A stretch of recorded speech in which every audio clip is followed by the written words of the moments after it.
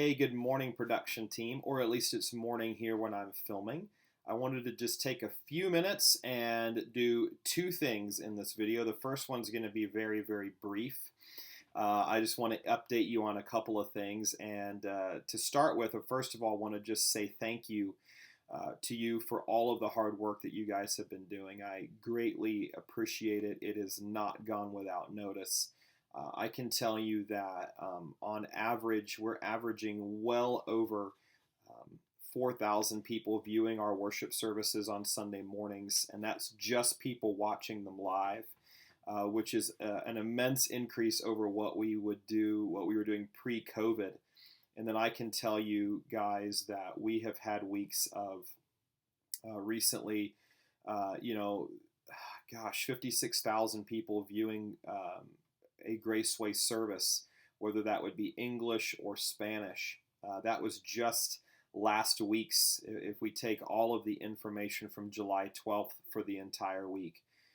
And so that's tremendous. We are so blessed to have such a tremendous dream team, and you guys are a part of that. I want to thank you for that.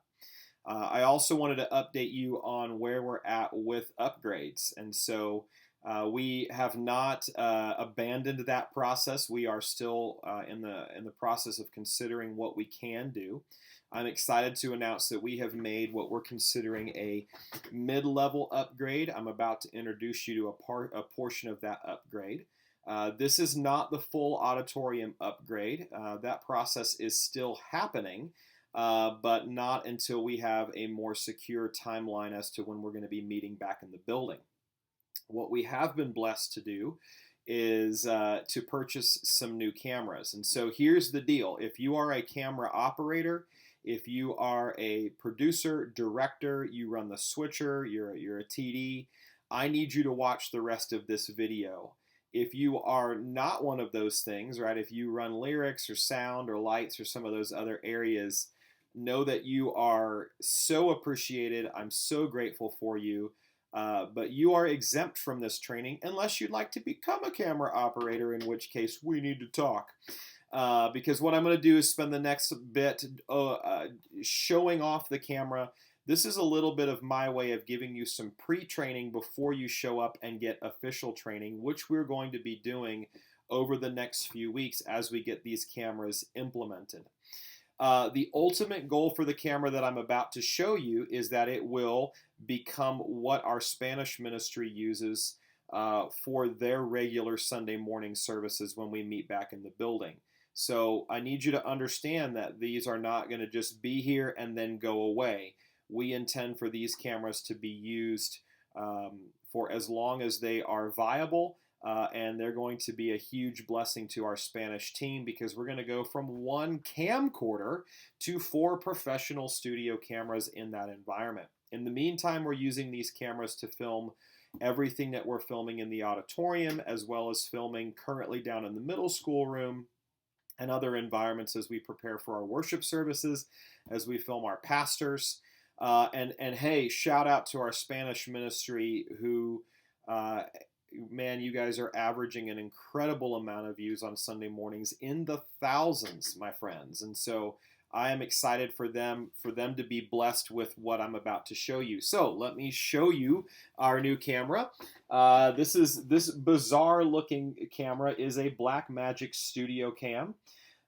This is actually a camera that we've been testing. Well, this is one of our new ones. We've been testing a rented camera in our auditorium, and for example, probably the last 6 weeks of what we filmed with Pastor Marco has been filmed with one of these Blackmagic cameras that we've rented to kind of make sure that it works and functions inside of our environment. So that's why we purchased 4 of them. I'm excited because that means we are going to be shooting with 4 of the same cameras as opposed to what we currently are doing, which is typically filming with 2 JVCs and 2 Sonys. You'll notice this camera is very simple in its design. Normally there would be a hood attached to the back of this camera that covers up this incredibly large 10-inch viewfinder. So for those of you who struggle with the smaller viewfinders that we have on our current production cameras, you're going to get a 10-inch screen to look at from now on, which I'm super excited for. And again, there'll be a hood attached. That hood will also have some other accessories attached to it, such as our tally lights, microphones if we need to attach microphones, and anything else. You'll notice that this camera actually does not have a lens. That's because these cameras require a lens to be attached to them. This is also the reason we chose these, because we purchased lenses that allow us to then have our foreground in focus with the background out of focus. You'll notice on this lens there's a little red dot. There's also a little red dot on the lens. You simply line those two devices up, turn clockwise, and the lens locks into place. Okay, so this is the camera with the lens installed. Of course, the camera's got basic connections for audio, including a connection here for our VariZooms. Now, a quick note on that. The lenses that we currently have that work with these cameras, the VariZoom will control the focus of the lens, but not the zoom. So we're going to have to get good at doing some manual zooming in and zooming out, which is going to be all a part of your training. This side of the camera has the connection for the power. We also purchased 4 batteries, as well as connections to get us plugged into our switcher system. You'll notice the camera does have a built-in tally light up here. Our current switcher cannot send tally lights, tally signal down the SDI line. When we move into the Spanish environment, more likely than not, we'll look at purchasing a switcher that will allow you to use the built-in tallies on the camera. There's also one right back here above the viewfinder. So a little bit about what you see on the back of this camera. First of all, here is the power button. So I'm going to push that button, and that turns the camera on. I'm going to change the angle of my viewfinder of my camera here in my home office. Forgive all the boxes. I just had all this product. I had to pick it up and deliver it to my own house. Okay, so let me walk you through the menus real quick, just so you're familiar with what you're going to see when you arrive at Graceway. Power button. This is the menu button. I'll show you that. This is the display button that turns off the guidelines or turns them back on. The arrow keys are here and here, which you use to navigate the settings of the menu, or the iris. This is the set button, which just helps you save the settings that you're making. There are some buttons here that we will not currently use. The lookup table button, program button, again, in a more installed environment, would allow us to run the output of our video switcher into the camera so that you could switch off from your current view to see what is actually on screen. Of course, in our environment, you can see that by looking at the screens. And then the push to talk button right here, we don't use. That would be if we had the ability to plug a comm system directly into the camera. Because our comm system, now you see my face, because the comm system that we are purchasing for the auditorium will be integrated with our newer cameras that are on that bid, we opted to not upgrade the comm system now because we want it to work with the newer cameras that we're buying later on. Okay? Additional buttons here on the bottom of the menu. This is the iris button, and then there's a focus button right here, which I'm going to go ahead and push. That's going to actually, you'll see the camera focusing in on my t-shirt. So the camera does have an autofocus functionality, which comes in really handy when you're working the camera. Again, the VariZoom that will be on the tripod will allow you to adjust the focus manually, or frankly, you can come over here on the front of the lens and do the focus by hand. The second ring, of course, is also where you'll be able to focus. Where you'll be able to zoom in and out with the camera. I'm going to push that focus button one more time. It's a little hard to see with my shirt, but you might begin to notice that it appears that there's some some specks on my shirt that are lighting up. If I change the background a little bit here and focus in on my bookcases behind me, push the focus button again, you'll notice that those bookcases appear to light up with what is a green light. And so what that's called is focus peaking.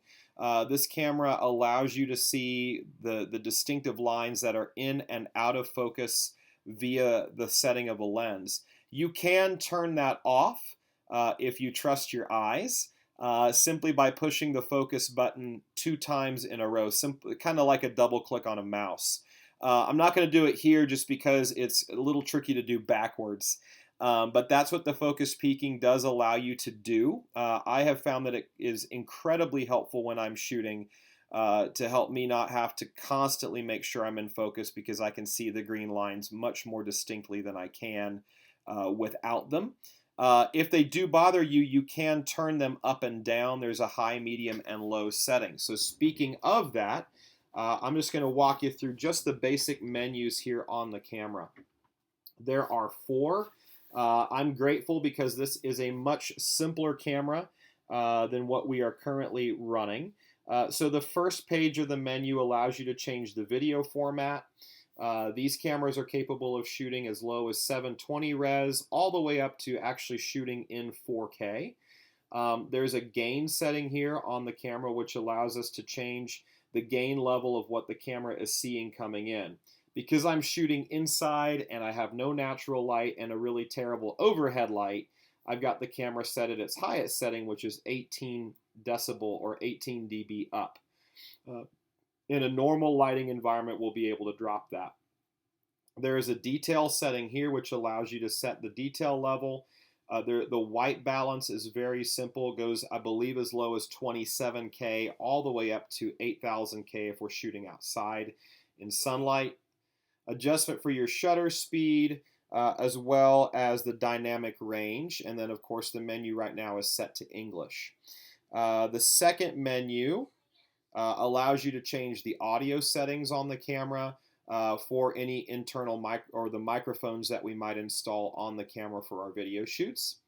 The third screen is where you're able to adjust the settings of the actual viewfinder. And so you can set the brightness. Right now this one's set for 75%. You're also able to set zebra level, which is more helpful if you're filming outside or making sure your backgrounds are viewable. Here we can set the zebra level brightness. Focus peaking is what I was talking about. The green lights appear on the lines. Right now this camera is set for medium. And then you can change the brightness of the tally. The last menu allows us to set headphones that we might attach to the camera to help us monitor microphones. Again, or if we were able to use the built-in comm system, which I anticipate we'll be able to do with Spanish Ministry once these cameras find their permanent home there. I'll just give you a couple of other insights that I found into these cameras. I have found them very easy to use. The key is just going to be us getting used to some of the functionality that we are used to with our current shooting cameras. I think the biggest change you guys are going to notice would be obviously that we have to control the zooms with our hands, and so that is going to take some practice and some rehearsal. That's why we have practice and rehearsal. And so the first few times we may ask you to not zoom in or out during a shot, and then as you get used to that functionality, we'll probably have you make some basic adjustments to that as we are filming our pastors and our praise team. And so that's some of that. Other than that, I, of course, do appreciate the size of the viewfinder, which is so helpful to have a much larger screen than what we're used to with our current cameras. So we're going to be working on getting these guys set up for upcoming video shoots. If you want to learn more about them, feel free to jump on Blackmagic Design's website. Again, this is the StudioCam 4K. There are some YouTube videos out there. I found that a lot of them are a little more insider language and some things like that. But of course, feel free to do a little bit of homework and research as you look into what we've just purchased. Additional to that, we will have a couple of devices. These cameras actually do not have an internal card recorder. And so we've purchased devices that allow us to record these cameras independently. If you've been at a recent video shoot, you've already actually used that device, a small HyperDeck. So that will allow us to get your card information directly from your camera. It actually gives you a little less to have to worry about during the video shoots, so you can focus in on making sure that you're getting good shots of what we're filming. Hey, thanks for sticking with me for this longer video. Again, if you've got any questions about serving, I look forward to seeing you in the upcoming weeks when you're scheduled. Thank you again for just an incredible job. And I look forward to seeing you guys soon. Have a great week.